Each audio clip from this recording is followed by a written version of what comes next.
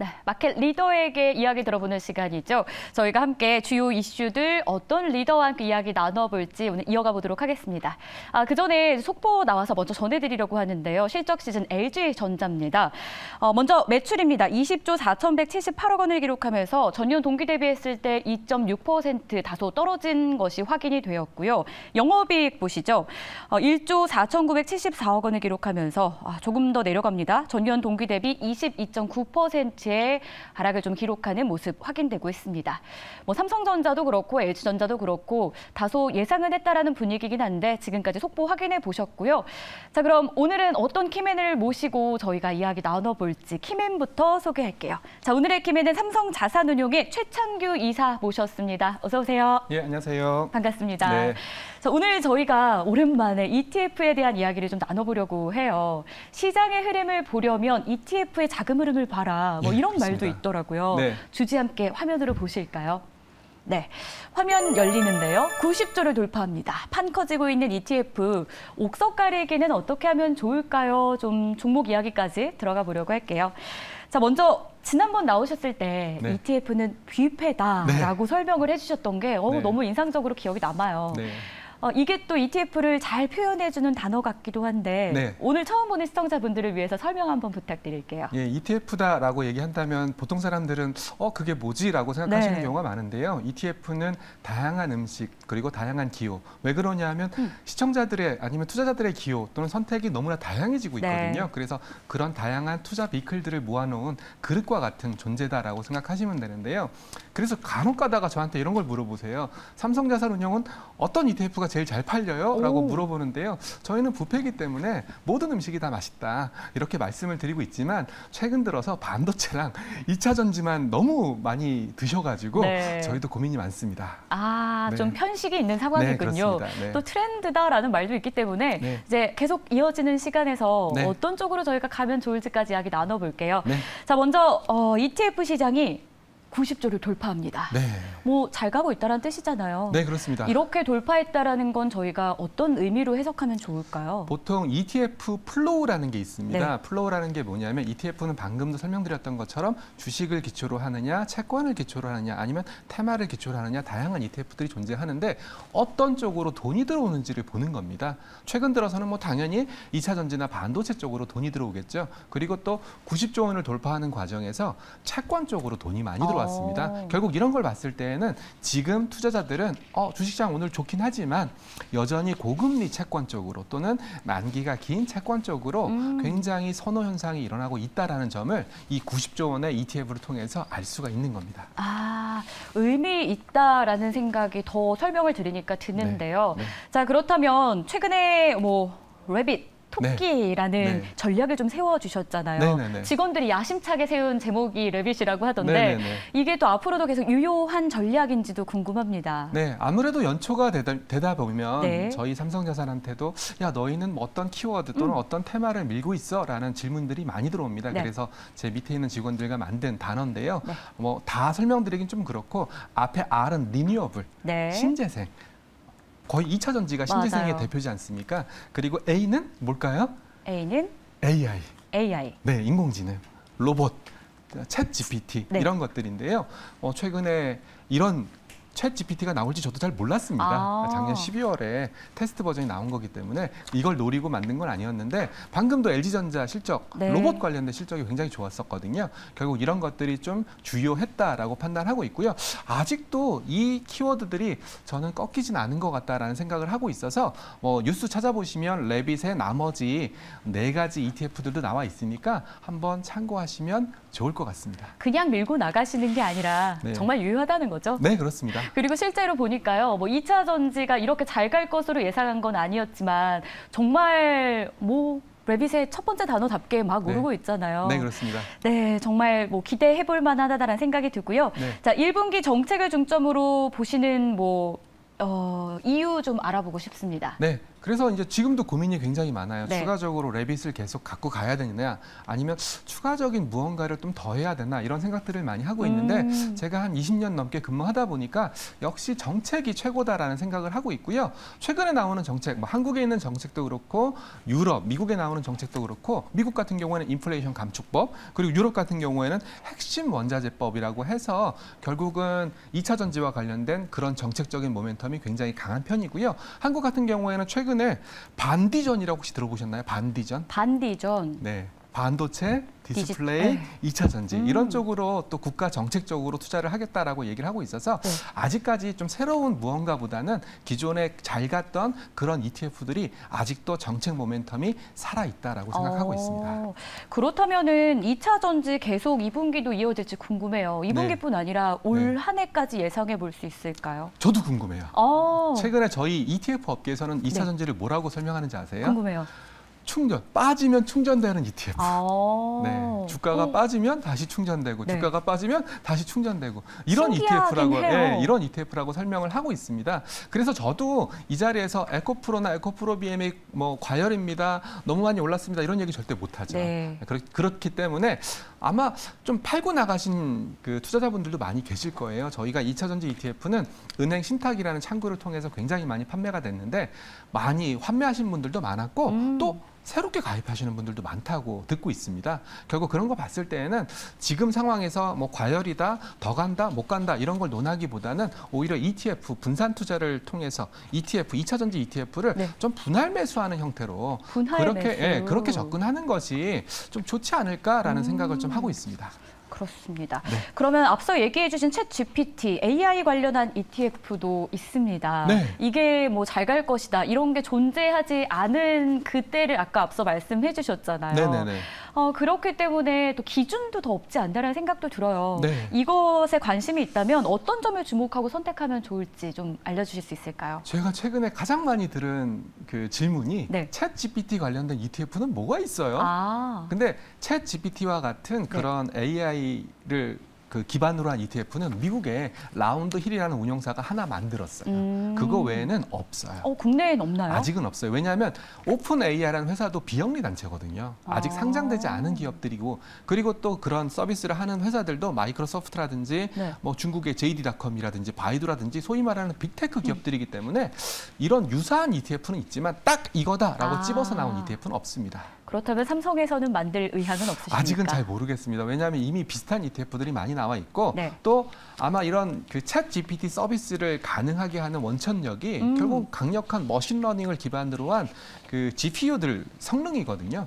그러면 역시 또 엔비디아, TSMC 뭐 이런 식으로밖에 갈 수가 없기 때문에 아마 그런 쪽 반도체 ETF라든지 네. 아니면은 그 뭐 GPU라든지 이런 미국 빅테크 ETF 쪽으로 관심을 두시면 이게 바로 챗 GPT 관련된 ETF다라고 생각하시면 될 것 같습니다. 어차피 다 연결이 돼 있으니까요. 네, 그렇습니다. 예. 자, 그렇다면 이어서 토끼의 이름 걸맞게 수익률이 좋은 상황이다라고 들었습니다. 뭐 네. 껑충 뛰고 있는 네네네. 거겠죠. 네.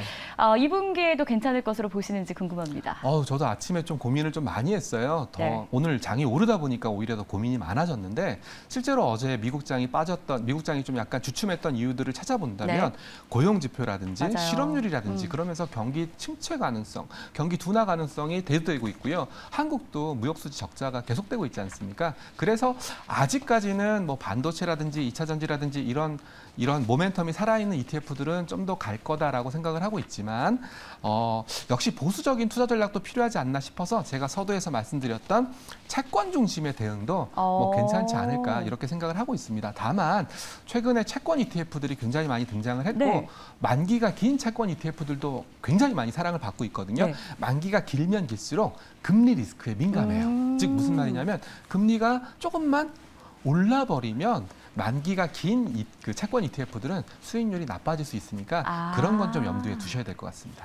좋습니다. 채권까지 좀 포인트를 짚어주셨는데요. 그 밖에 우리가 ETF 투자할 때 유의해야 될 점이 있다거나 네. 이것만큼은 좀 조심하자, 알아두자 네. 이런 포인트들이 있을까요? ETF는 앞서도 말씀드렸다시피 부패이기 때문에 네. 내가 뭘 골라 먹느냐에 따라서 만족도가 달라질 수 있습니다. 맞아요. 만약에 그 신라호텔 뷔페를 갔는데 거기서 뭐 제일 잘하는 음식을 먹었다면 만족도가 높겠지만 뭐 채소라든지 약간 시든 채소라든지 이런 걸 먹었다면 실망할 수 있거든요. 그래서 굉장히 옥석 가리기가 중요한 시점이다라고 네. 생각을 하고 있고요.